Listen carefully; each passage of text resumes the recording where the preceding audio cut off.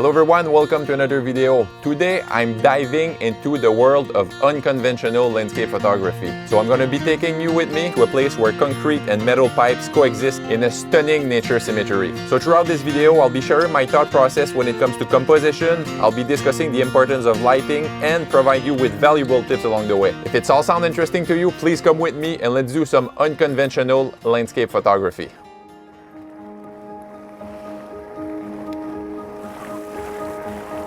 As photographers, we're always striving to improve and capture images that truly resonate with us. However, there are times when we face challenges and struggle to find the right compositions. Have you ever been disappointed after reaching a dream location only to realize that the shot you had in mind just doesn't work? Let's just say I've experienced this situation many times, but over the years, I've learned to appreciate things for what they are and discover the beauty in unconventional ways. The lesson here is simple. While it's important to prepare and plan for your photography outings, it is crucial not to let preconceived ideas blind you. Instead, embrace the moment and learn to see things with an open mind. By doing so, you'll soon find yourself looking at the world through fresh eyes.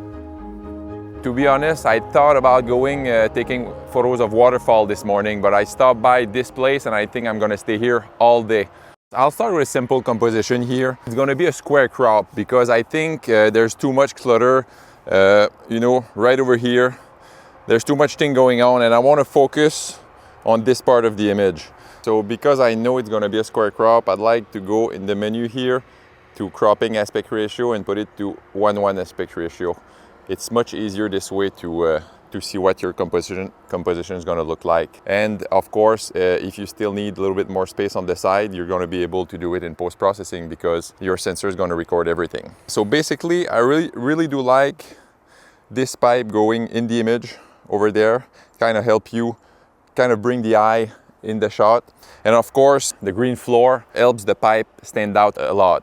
All right, guys, so I'm going to take this shot. In terms of setting, it's going to be f11, probably a second exposure because it's still dark right now this morning. And I'm going to focus tag the image. So I'm going to take 3 shots to make sure that the image is sharp from front to back. I could probably get away with it if I'm using f16 or f22, but as you probably know, it's going to cause diffraction and the image is going to be softer overall. So I prefer to focus tag this image.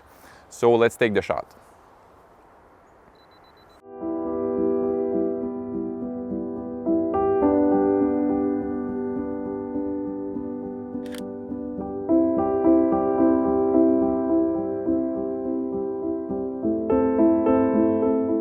There's a lot of potential here, so I'm gonna move to another shot. So I think this one is pretty cool. So I'm gonna walk you through my thought process in terms of this particular composition. As you can see, again, a lot of pipes in the foreground. These ones are coming in the image, so it helps bring the eye in the image. Yeah, and second, this pile of pipes right there, it's kind of stop the eye moving over the image. And what I like about this shot is you see the color of the dirt right there is kind of matching the same color of the concrete pipe over there. So it's kind of give a balance to the shot.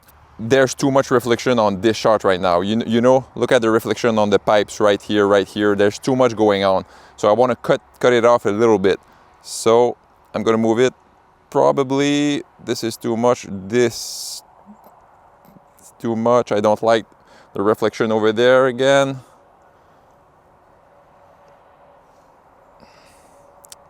Give me a moment here. Yeah, something just like that. All right, so basically what I like to do when I'm doing focus stacking, I like to put my camera on touch shutter enable. So what it does, when you touch the screen, it's gonna focus over there, over the part you touched, and it's gonna take the image, in my case, 2 seconds after, because I use a 2-second timer, of course, to not introduce any shake to the camera. So yeah, so you just have to touch the front part of the image. Then I like to touch probably right in the middle of the scene and one further back to make sure everything's in sharp focus. You're gonna see the final result right now. Let me know what you think.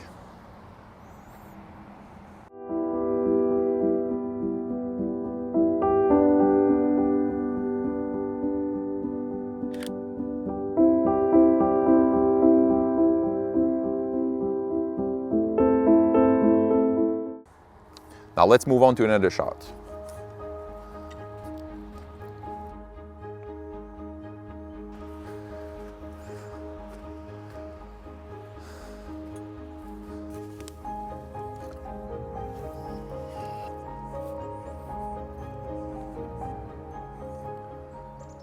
All right, so now it's pretty cool. The fog is moving in a little bit, but in terms of composition for this particular shot, you're coming in the shot right here through this crevasse, if I can say, and then the three branches right there is bringing you back in the image, and there's a nice, focus point right there. So I want to make sure I use the polarizer correctly, because, it's fun to have a polarizer on, but when you don't know how to put it, it can mess the shot up even more. So you just need to play with it and see what works best for you. I'm still going to use a square crop for this one because I like to do square crop this morning, I guess. So in terms of setting for this shot, it's going to be an f11 aperture, half a second shot with a 2-second timer, of course, especially with this crazy tripod setup right here. I don't recommend pulling your column out this way because it's not going to make anything steady, but I didn't have any choices here because, I wanted to put it a little bit higher. Start raining right now. So let's take this shot.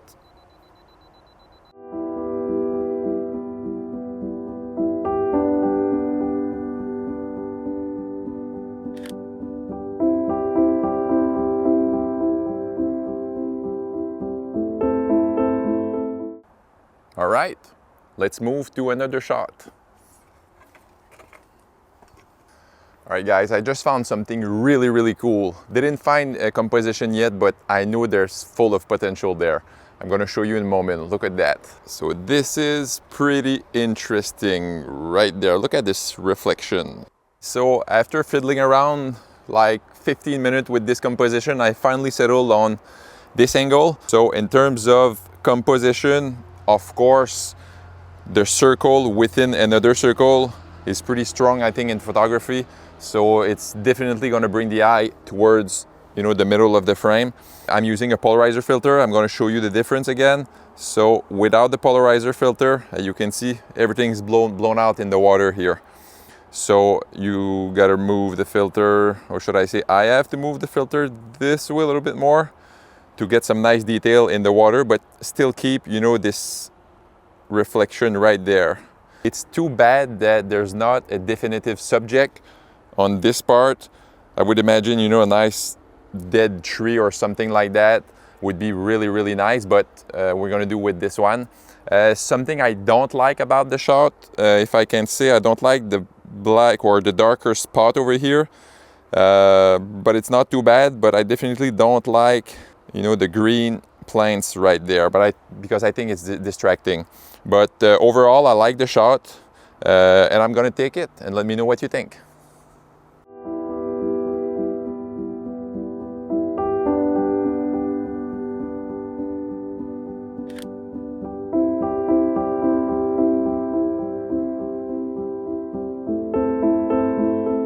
So while you were looking at the shot, I decided to hang around here and do another composition because I think it's pretty interesting, the reflection in the water.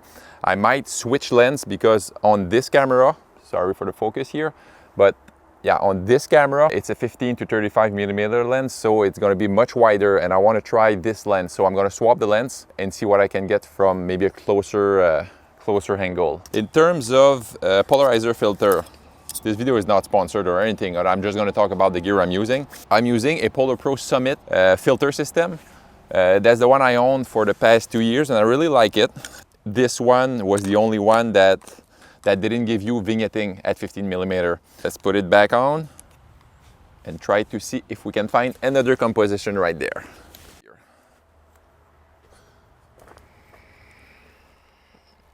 All right, so I've been looking around this concrete pipe and I don't quite find an interesting angle even with this wide angle lens. Usually what I'm doing in landscape photography, when I feel like I'm stuck on a composition and the inspiration is not there, you're gonna guess what I'm gonna say, but it's time to move on to the next shot.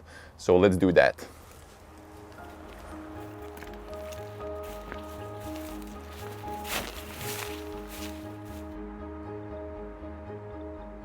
So today I didn't thought about photographing mushroom, although I love photographing mushroom, but I kind of want to, so that's what I'm going to do the next shot. I'm going to be using a small carbon fiber tripod. I'm not trying to sell anything here. I'm just saying I really do love this inversible column because I'll be able to get much closer to the ground and it's going to be more stable. Now I'm going to swap the lens I'm gonna be using 2 of these, and I'm gonna bring some aluminum foil to bounce back the light if I need to. All right, so as you can probably see from this angle, I was so hyped up about using my reversible column tripod, but I'm not gonna need it for this shot. I decided to lay the camera right on the ground.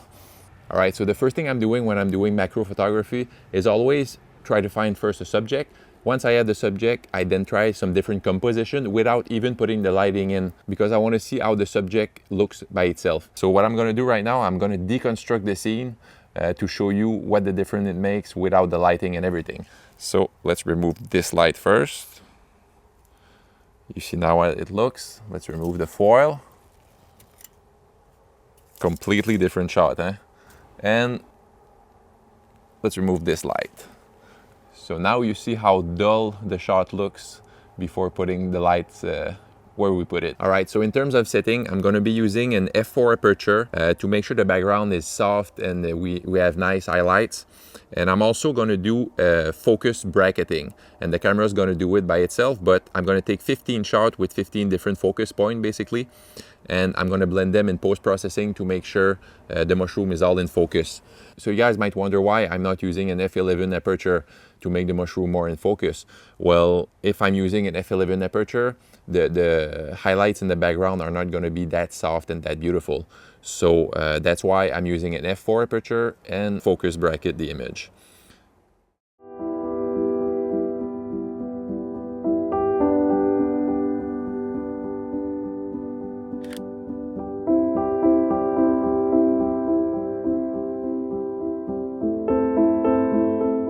All right guys, so if you particularly enjoyed this last shot, I have a whole bunch of other videos on my Instagram page, so you can go check it out if you want. Or if you want to see another whole video about mushroom photography, I have a video for you right there.